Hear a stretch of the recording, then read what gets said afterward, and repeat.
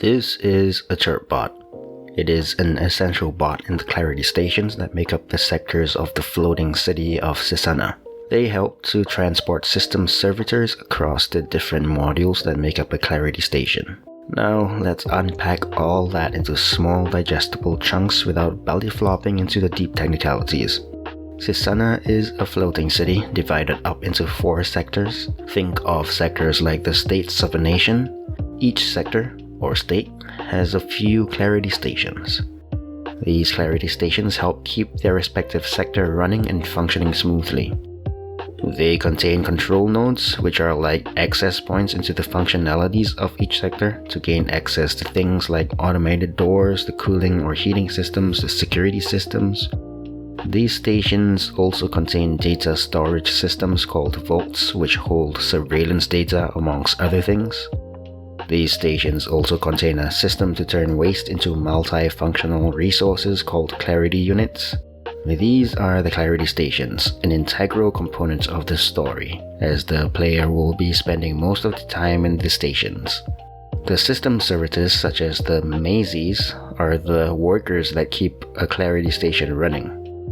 In order to service the system properly, their servitors must be able to move between the modules of their station. Even though these servitors may have jetpacks, they are not primarily made for prolonged flight and do not have the energy required to do so. Their jetpacks are for boosting around within the modules quickly and efficiently. So how do they go to the other module? This is where the Chirpbot comes in. They swoop down, grab the servitor, and transport them to the next module. Simple as that. In terms of gameplay, the Chirpbots act as a means of breaking each level up into several mini-levels, the modules, and also so that you, the player, can catch your breath between gameplay action. Now let's talk about the development and progress of Trouble in Our Skies itself. I am currently writing draft 2 of the story script. I know I was supposed to be done with the story a long time ago, but after writing draft 1, I realized that I underestimated the sheer amount of world building and character development required to make the story worth following. As I write chapter by chapter of draft 2, my creative assistant is doing her parts of the voiceovers for the completed chapters, so that I will have everything that I need from her before she moves abroad. Here are some samples of her voiceovers so far. I actually thought you were coming back. That you were listening all this time, but I'm starting to realize how stupid that all is.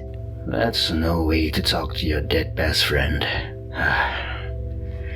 This is why I told you to write a script. Why does everything have to be so prim and proper with you? Back off. I got the stuff all up in my head. I'm just searching for it. Prim and proper? It's about respect and efficiency. Respect? If you'd had a script, you'd have said all the best things in the best way by now.